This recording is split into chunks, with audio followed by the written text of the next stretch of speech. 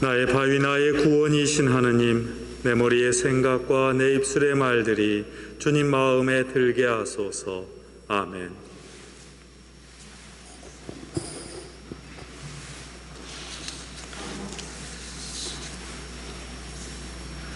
이 부활절기를 이렇게나마 성당에 모여서 함께 예배하고 축하하니 참 좋습니다. 6번에 걸친 분산 참여의 불편함을 헤아려 주시면서 성당에 오르시는 여러분의 모습이 참으로 아름답습니다.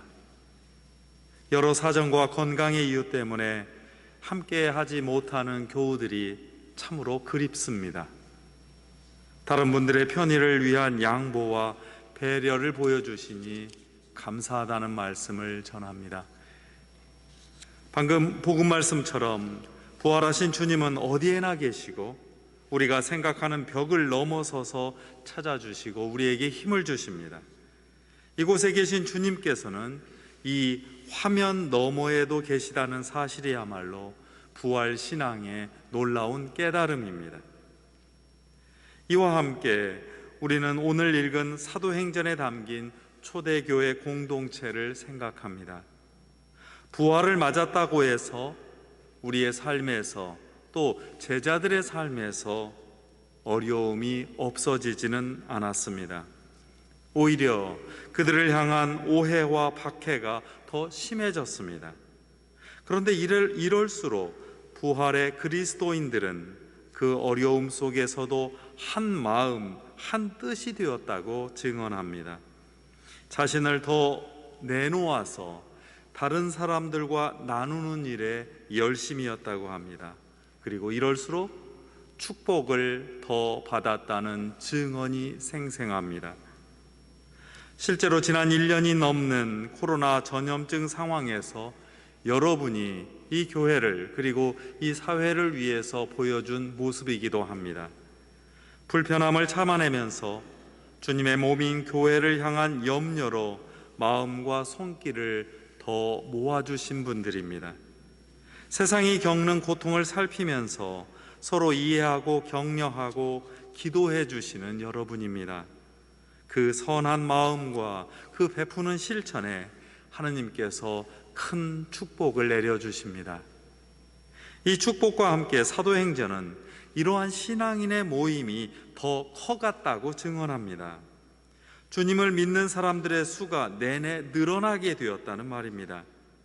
여기에 우리의 교회의 모습을 비교하면 부럽기도 하고 조금 부끄럽기도 합니다.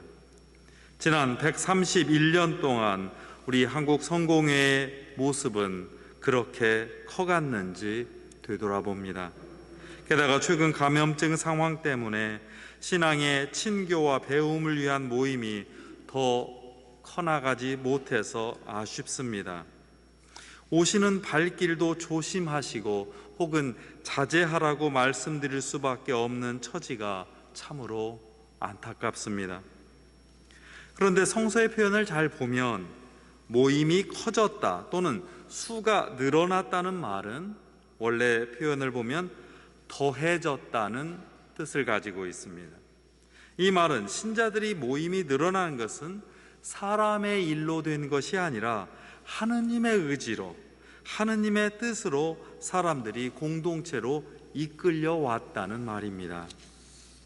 다시 말해서 그리스도교 신앙에서는 내가 원해서 하느님을 믿는 것이 아니라는 말입니다. 하느님께서 나와 우리를 불러서 이 자리에 서게 되었고 하느님을 믿게 되었습니다. 이를 인정하지 않으면 신앙은 자신의 처지와 경험, 그 감정에 따라서 오르락내리락 합니다. 하느님의 교회는 내가 만들었고 내가 좋아하는 모습으로 마음대로 움직이는 것이 아닙니다. 이를 인정하지 않으면 교회를 향한 이상한 소유의식과 고집이 생겨서 오히려 교회의 몸에 상처를 내게 됩니다. 우리는 지금 내 의지가 아니라 내 의지 속을 파고들어서 하느님께서 움직이시는 힘으로, 그 힘으로 이끌려서 하느님의 뜻에 따라 초대를 받아서 이 자리에 와 계십니다. 우리 모두 하나님의 뜻으로 그리스도의 몸인 교회에 더해진 것입니다. 하나님께서 우리 교회에 사람을 더하시도록 하려면 우리를 좀 더 내려놓아야 합니다. 내 뜻과 기대가 아니라 하나님의 뜻을 묻는 생활이 우리의 신앙입니다. 그렇다면 우리는 왜 이러한 교회 공동체에 더해진 사람일까요? 이에 대한 답변을 오늘 부활 복음 이야기를 통해서 나누고자 합니다. 오늘 복음서 이야기는 두 개의 이야기가 서로 묶여 있습니다. 첫째는 부활하신 예수님께서 제자들에게 나타나서 평화를 건네준 사건이고, 둘째는 예수님께서 부활하신 주님을 만났다는 그 제자들의 증언을 믿지 않았던 그 토마에게 나타나셔서 펼쳐지는 장면입니다. 먼저 부활하신 예수님께서 제자들에게 나타나시는 그 모습을 살펴보죠. 그 첫 인사, 부활하신 예수님의 첫 인사가 참으로 귀합니다. 너희에게 평화가 있기를, 히브리 말로 샬롬, 모든 것이 조화롭게 온전하게 회복된 상태를 우리는 샬롬이라고 합니다.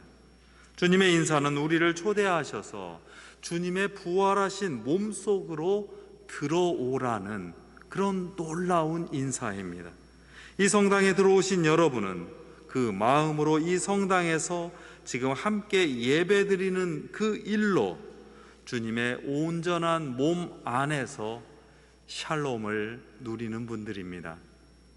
잠시 후 우리는 주님의 부활 인사를 그대로 따라서 평화의 인사를 나누게 됩니다. 주님의 초대에 응한 우리가 샬롬으로, 평화로 서로를 초대하고 교회의 공동체 그리고 주님의 몸을 이 자리에서 이루게 된다는 뜻입니다.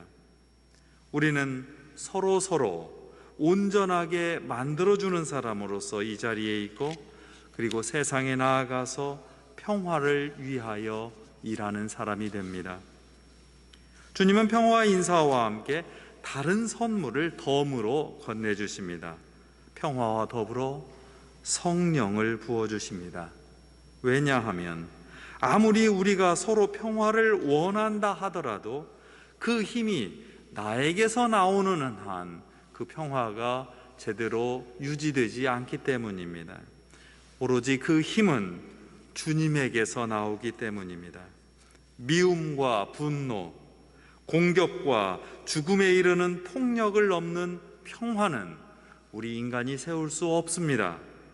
오로지 하느님께서 선물하시는 성령의 도움으로 우리가 거기에 의지할 때만 이루어질 수 있는 일입니다. 아무리 좋은 뜻을 세우고 말로 표현한다 해도 사람은 너무나 연약한 나머지 이러한 인간의 폭력의 본능에서 벗어나기 쉽지 않습니다.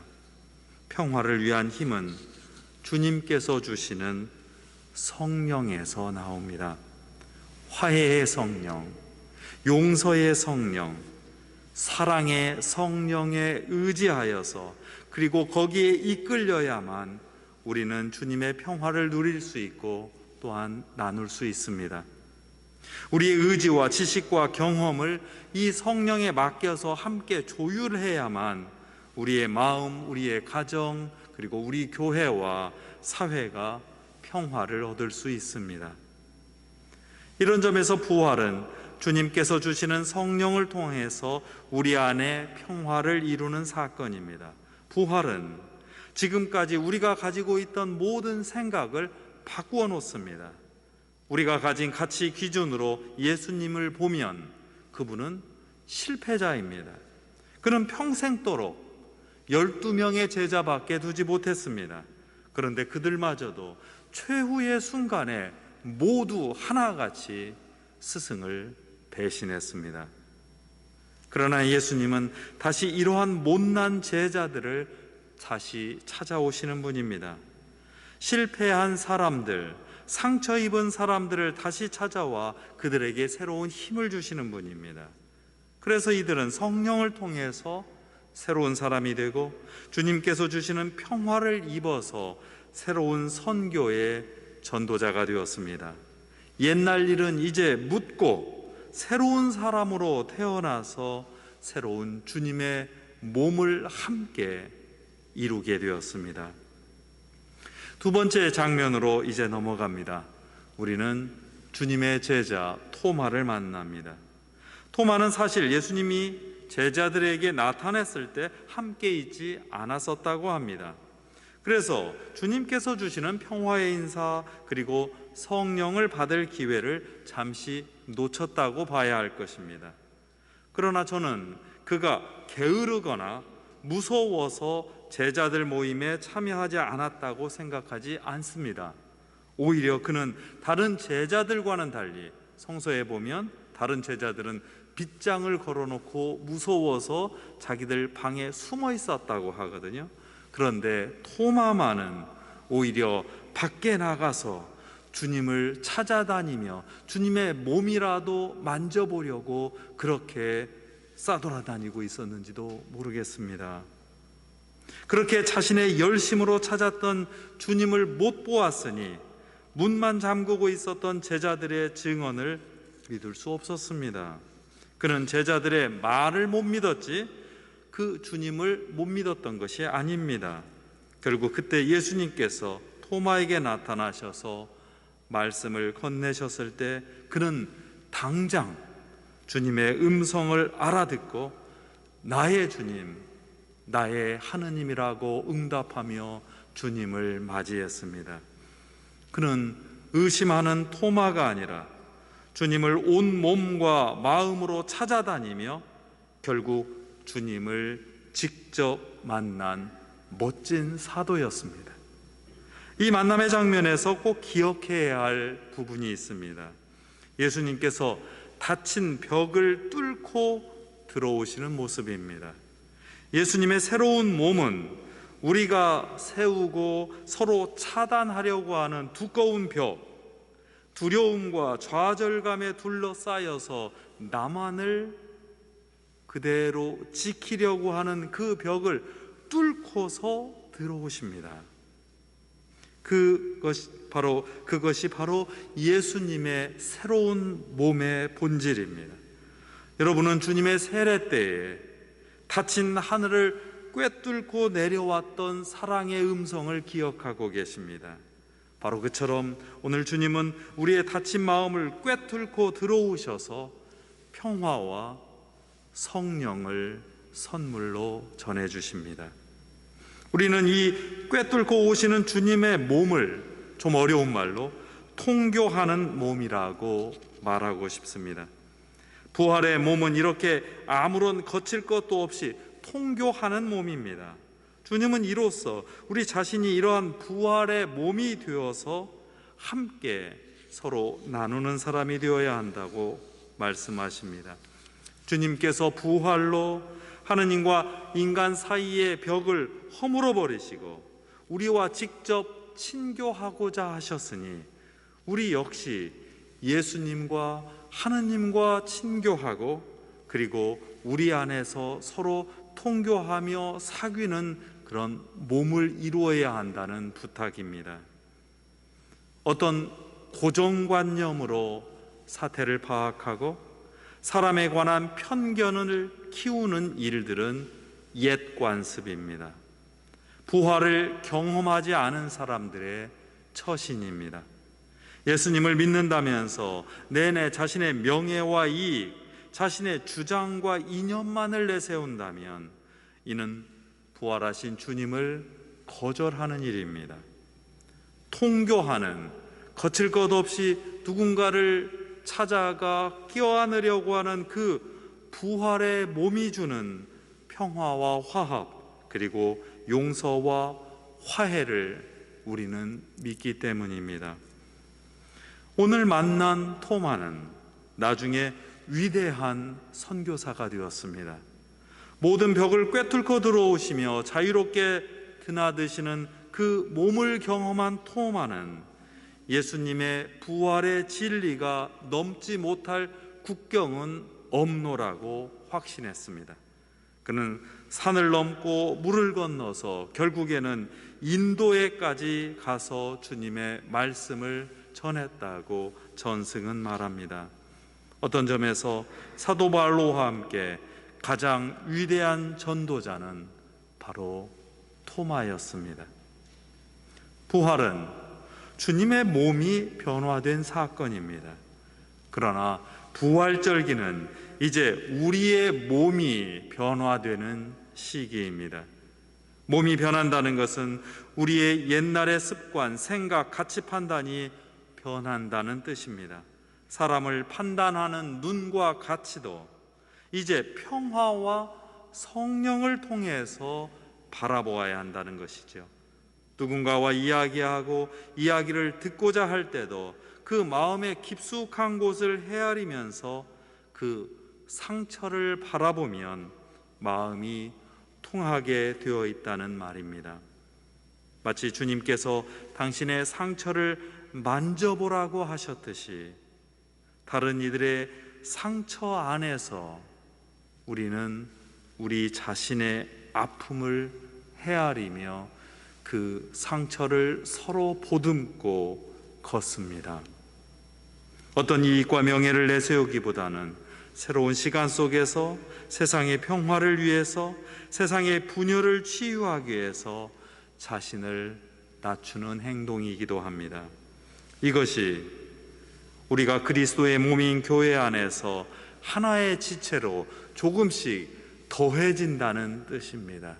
이것이 부활한 몸으로 하느님께서 여러분을 초대하셔서 이 몸을 아주 아름답게 키워주신다는 말입니다. 몸집이 커지는 것만이 성장은 아닙니다. 그저 많이 모여있다고 좋은 것만은 아닙니다. 우리가 어디에 있든지 한마음 한뜻이 되어서 주님의 삶과 고난과 부활에 우리 자신을 더하도록 하는 일이 진정 신앙의 일, 그리고 교회의 일입니다. 부활하신 그리스도의 부활하신 몸과 그 생명에 나를 조금씩 더 내어놓고 그 안으로 들어가서 참여할 때 우리에게 새로운 생명과 은총이 다가와 우리의 삶을 감쌉니다.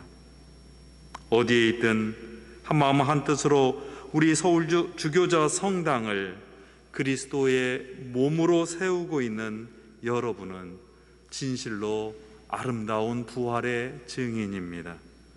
성령의 숨결과 평화를 살아가는 참으로 귀하고 복된 공동체입니다. 성부와 성자와 성령의 이름으로 하였나이다. 아멘.